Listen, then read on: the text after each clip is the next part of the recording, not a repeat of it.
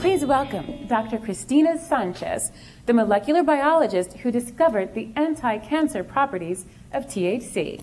My name is Cristina Sanchez, and I work at Complutense University in Madrid, Spain.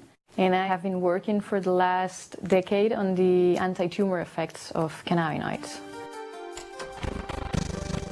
In the early 1960s, Rafi Meshulam from the Hebrew University in Israel characterized the main compound in marijuana producing the psychoactive effects that we all know.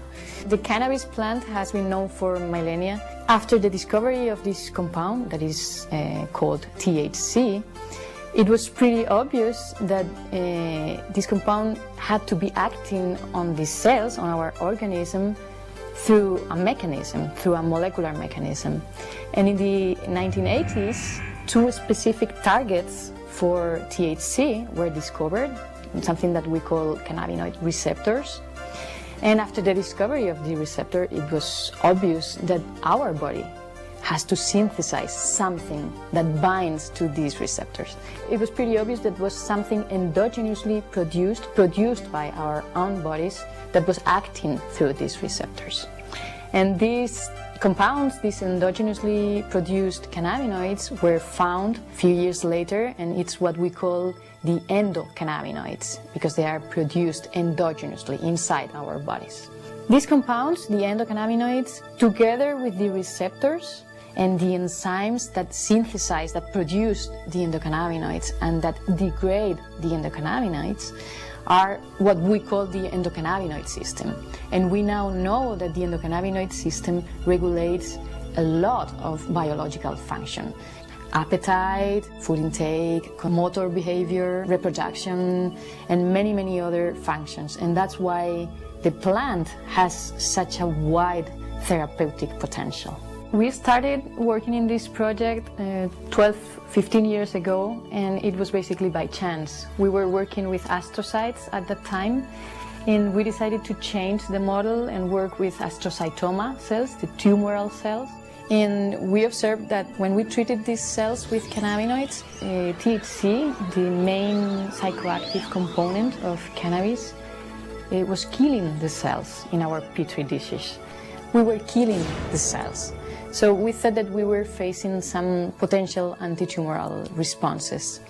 And then we decided to analyze these compounds in animal models of breast and brain tumors. The results we have obtained are telling us that cannabinoids may be useful for the treatment of breast cancer. We started to do experiments in animal models of glioblastoma, brain tumors, and we observed that cannabinoids were very potent in reducing tumor growth. Cells can die in different ways, and after cannabinoid treatment, they were dying in the clean way. They were committing suicide, which is something you really want when you have an anti-tumoral drug. One of the advantages of cannabinoids or cannabinoid-based medicines would be that they target specifically tumor cells. They do not have any toxic effect on normal, non-tumoral cells. And this is an advantage with respect of standard chemotherapy that target basically everything. When we started to see these anti-tumor and cell-killing effects on cancer cells, we decided to set aside our metabolic studies and to focus on cancer.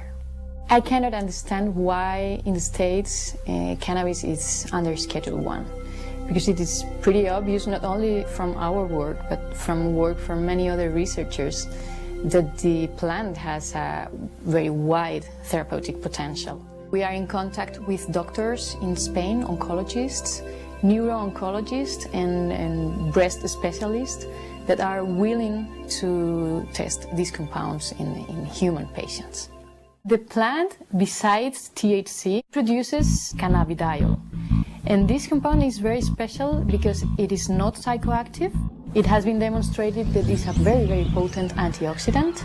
It protects the brain from stress and from damage, kills cancer cells, and when you combine it with THC, it produces synergistic effects, which means that the effect of THC is potentiated.